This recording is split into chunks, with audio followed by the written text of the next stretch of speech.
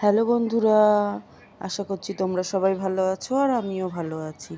তো দেখো, আমি আজকে দই কাতলা করছি। 3 পিস মাছ, পেটির মাছ ছিল আগের দিনে, তো ওইটা দিয়ে ছেলেকে দই কাতলা করে দিচ্ছি। তো আমি শর্টকাটে কিভাবে দই কাতলা করছি একটু দেখো। প্রথমে কড়াইয়ে তেল দিলাম, তেলটা গরম হয়ে গেলে আর ফোড়ন, গোটা গরম মশলা ফোড়ন দিলাম।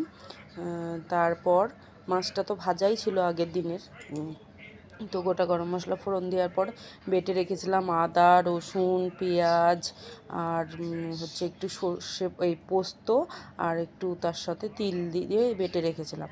তো ওটা ওই বাটা মশলাটা দিয়ে দিলাম। দেওয়ার পরে লঙ্কার গুঁড়ো, নুন আর হচ্ছে হলুদ, সামান্য একটু হলুদ দিলাম। দিয়ে ওটাকে ভালোভাবে মশলাটাকে ভালোভাবে কষিয়ে নিতে হবে।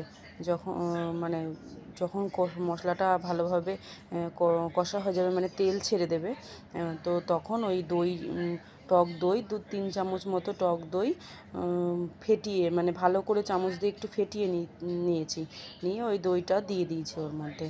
যেহেতু মাছ একদমই অল্প, 2-3 পিস মাছ, তার জন্য সব মশলাগুলো একটু অল্প অল্পই দিয়েছি।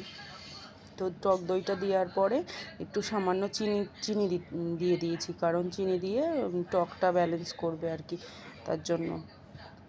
তো টক দইটা দিয়ে আবারও ভালো করে একটু কষিয়ে নিচ্ছি। কষিয়ে নিয়ে ওই টক দইয়ের বাটিটাতেই ধুয়ে আর কি জল, অল্প করে জল দিয়ে দিচ্ছি, যাতে মাছগুলো একটু ডুবো ডুবো মতো হয় সেরকমভাবে।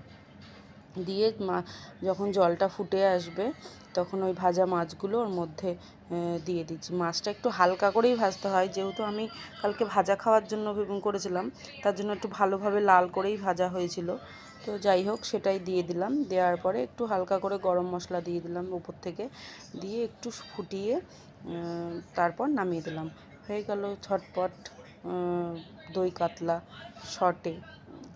তো তোমরা সবাই কে কীভাবে করো একটু আমাকে জানিও।